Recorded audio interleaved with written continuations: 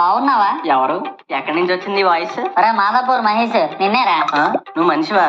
Sorry గురు, నువ్వు విగ్రహం అనుకుని నీకు దండం పెట్టేస్తున్నాను. కానీ గురు, వేషం మాత్రం అదిరిపోయింది. ఓరిని, నేను నీ మొబైల్లో ఉండే వాల్ పేపర్ లా కనిపిస్తే గానీ నమ్మేలా లేవు. నేను నిజంగానే వినాయకుడిరా బాబు. ఊరుకో గురు, నువ్వు మరీ కామెడీలు చేసేస్తున్నావు. ఏయ్, నువ్వు 7వ తరగతిలో ఉన్నప్పుడే మీ నాన్న జోబులోంచి 1000 రూపాయలు కొట్టేశావు. ఆ విషయం ఎవరికైనా తెలుసా?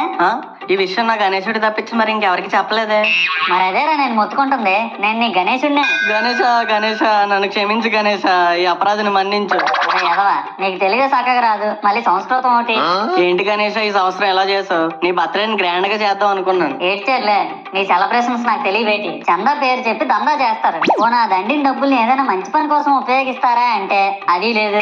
పైగా నా విగ్రహాన్ని కొనడానికి పెళ్లి సంబంధాల్లో పిల్లని చూడడానికి వెళ్ళినట్టు మనం 10 మంది వెళ్తారు. అందులో ఒకడికి ఆ బొమ్మ నచ్చిందని, ఇంకోటికి ఈ బొమ్మ నచ్చిందని. నా కర్మ ఏంటంటే అక్కడ ఉన్నవన్నీ నా బొమ్మలే. మళ్ళీ తీరా 10 మందికి ఒక బొమ్మ నచ్చాక అమ్మేటోడు అలుసుగా తీసుకొని 10,000 15,000 అని బాంబు పేలిస్తాడు. ఎందుకురా బాబు ఇంత రేట్ అంటే, కలకత్తా నుంచి తెప్పించామంటాడు. నాకు అర్థం కాదు ఏంటంటే, ఎక్కడైతే నేను కలకత్తా నుంచి అయితే నాకన్నా మనగాడు వస్తాడా, అక్కడ కూడా నేనే కదా.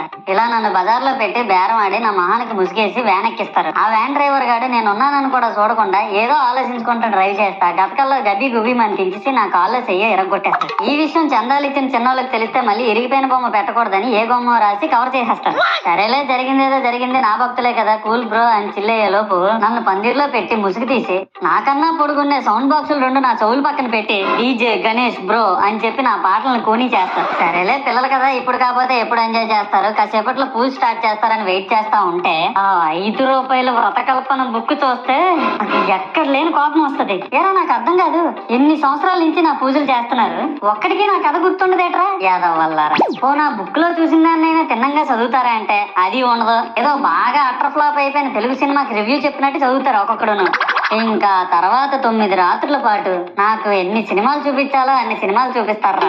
ఇందులో ఫన్నీ పార్ట్ ఏంటంటే, నేను ఎన్ని బ్యాచ్లను చూస్తాను తెలుసా? ప్రతి వీధి పందిరి దగ్గరికి తిరుగుతూ నా విగ్రహాలకు రివ్యూ ఇచ్చే బ్యాచ్ ఒకటి, ప్రసాదాల కోసం ప్రతి పందిరి దగ్గరికి తిరిగే బ్యాచ్ ఇంకొకటి. ఇంకా దరిద్రం ఏంటంటే, నాకు కొట్టిన కొబ్బరికాయలు ఏమైనా మిగిలిపోయేమో వాటిని తీసుకెళ్లి పచ్చడి చేసుకుందాం అనే బ్యాచ్ ఒకటి. ఇవన్నీ చూస్తూ 9 రాత్రులు గడిపాక సరేలే సాయంత్రం అనిపిస్తారులే అని కాలు మీద కాలు వేసుకొని కూర్చుంటే అప్పుడు మొదలవుతాదిరా నా నిమజ్జనం. వ్యాన్ ముందు 90 వేసి నాగిని డాన్స్ చేస్తారు. అంటే నాకు అర్థం కాదు, 9 రోజులు వాళ్ళతో కలిసి ఉన్నానని నన్ను కూడా వాళ్ళ ఫ్రెండ్ లా ట్రీట్ చేస్తారా ఏంటి? అబ్బా అబ్బా అబ్బా అబ్బా, మునిగినంత వరకు మనశ్శాంతి ఉండదురా బాబు నాకు. అంటే ఆ మాత్రం హడావడి లేకపోతే నీ గొప్పతనం 10 మందికి ఎలా తెలుసు స్వామి? ఇవన్నీ నీకు గొప్పలాగా ఉన్నాయారా? ఇప్పుడు 100-200 అడుగులు నా విగ్రహాన్ని తయారు చేస్తారు. నేను స్టడీగా నించుంటున్నాను కాబట్టి నాతో సెల్ఫీలు దిగుతున్నారు. అదే నేను రింగ్ రోడ్ లో నడిచాను అనుకో, పరిస్థితిరా. చూడు మహేష్, పిడికిడంత పసుపు ముద్దలో నేనున్నానని భావించి మనస్ఫూర్తిగా దండం పెట్టుకో చాలు. ప్రతి సంవత్సరం పెరగాల్సిందే నా విగ్రహాల యొక్క పొడవు కాదు, మానవుని యొక్క బుద్ధి. నన్ను నమ్మి ముందడుగేయు, నిన్ను నమ్మిన వారిని వెనకడుగేయకుండా చూడు. జై బోలో గణేష్ మహారాజ్ కి.